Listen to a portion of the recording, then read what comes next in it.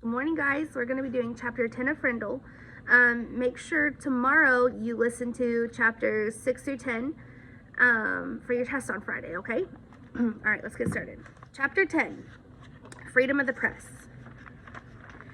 Judy Morgan was a reporter for the Westfield Gazette, the local newspaper. Westfield was a quiet little town. There was the occasional burglary. The teenagers got rowdy once in a while, and there was some shouting in the town council or the planning board now and then. But mostly, things were calm and orderly in Westfield, and every Thursday the Westfield Gazette proved it.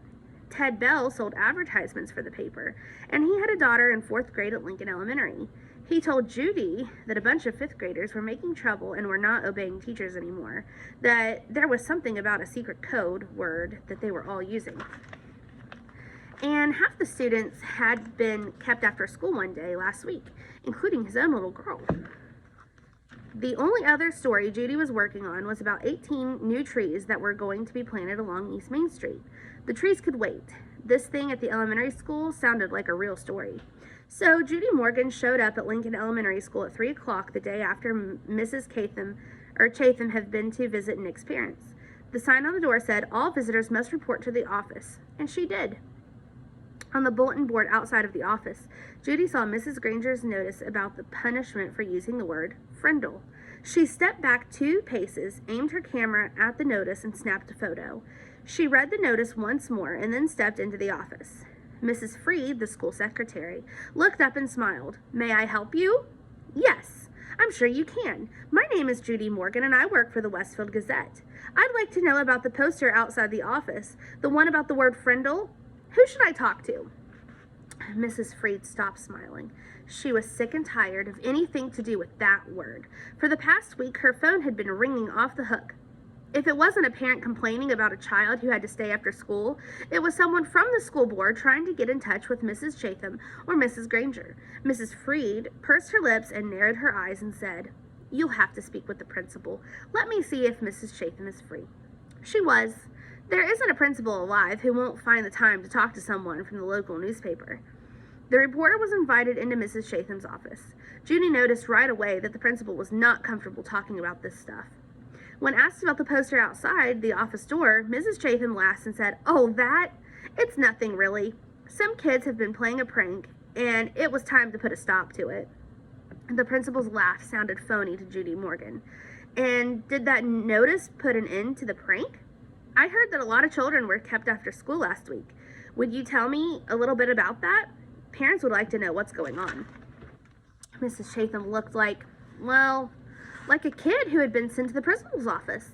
She squirmed a little in her chair and tried to smile. She said, "Well, we do still have a little problem, but it's under control. Mrs. Granger may have overreacted a bit. I don't think the children have really been trying to be disrespectful. They're just having some fun, and it's more like a difference of opinion." And then Mrs. Chatham went on to tell the reporter that she knew about the word frindle and how it had become popular among the students. Judy Morgan took careful notes. And when the principal had finished, Judy Morgan said, "Would you mind if I asked Mrs. Granger a few questions?" Mrs. Chatham said, "No, not at all." But Judy could tell that the principal wished she would just go away. What could she say, though? Mrs. Chatham couldn't very well keep the reporter away from Mrs. Granger because, after all, America is a free country with the free press. If Judy really wanted to, she would talk to Mrs. Granger sooner or later. It was sooner. In 3 minutes, Judy Morgan was standing at the doorway of room 12, looking at Mrs. Granger. There were about 15 children sitting at desks scattered around the room, busy writing out their 100 sentences. She knocked, and the teacher and students looked up from their work. "I'm Judy Morgan from the Westfield Gazette. Mrs. Granger, may I have a word with you?" Mrs. Granger stood and came out to the hallway and closed the door. Judy could see past her and saw that every kid in the room was straining to listen. Judy noticed Mrs. Granger's eyes right away. Gray, must be flecked, maybe flecked with a little gold, and very sharp, but no, not hard or mean, just bright and strong. The reporter didn't waste words. "So I hear that you plan to stop the students from using their new word. How goes the battle?" Mrs. Granger did not smile, and her eyes got even brighter. "First of all, it's not a battle. I am merely helping my students to see that this foolishness should stop. Such a waste of time and thought. There is no reason to invent a new and useless word. They should each learn to use the words we already have. But, of course, All of this is just a silly fad. And when you add an E to fad, you get fade. And I predict that this fad will fade. Judy looked up from her notepad and asked, "Any idea how it all got started?" Mrs. Granger's eyes seemed to almost catch on fire at that question, and she said, "Yes, I have a very good idea how it all got started. It was one young man's idea, a 5th grade student named Nicholas Allen. And now you will have to excuse me, Miss Morgan, for I have papers I must grade." And with a brief, firm handshake, Mrs. Granger ended the interview. The reporter didn't leave right away. She walked back through the hallway and sat on a bench outside of the office so she could look over her notes and make sure that they made sense. It took her about 5 minutes. Then Judy stood up, put her notebook in her large black purse, waved a goodbye to a frowning Mrs. Freed, and headed for the door. As she walked out to the parking lot, 5 or 6 kids who had just finished writing their sentences for Mrs. Granger came out another door. Judy walked beside them, listening to them laugh and joke. Then she asked them, "Why do you kids keep saying Frindle? Don't you hate staying after school?" A boy who was almost falling over from the weight of his backpack looked up at her and smiled. "It's not so bad. There's always a bunch of my friends there. I've written that sentence 600 times now." And then the kid said, "Mrs. Granger didn't even look at their punishment papers anymore."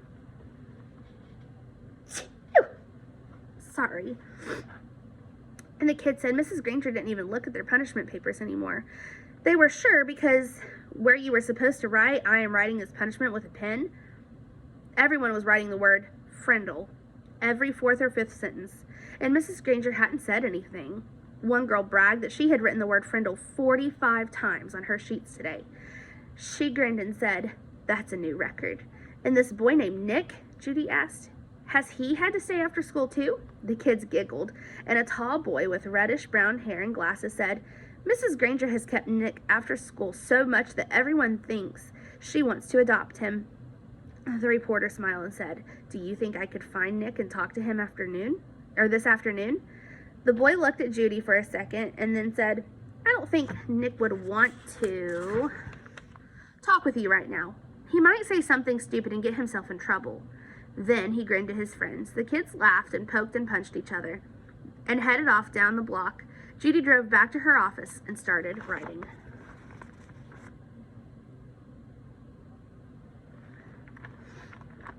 The next morning, a brown envelope arrived at the Gazette offices addressed to Judy Morgan, and below her name was a written Frindle story.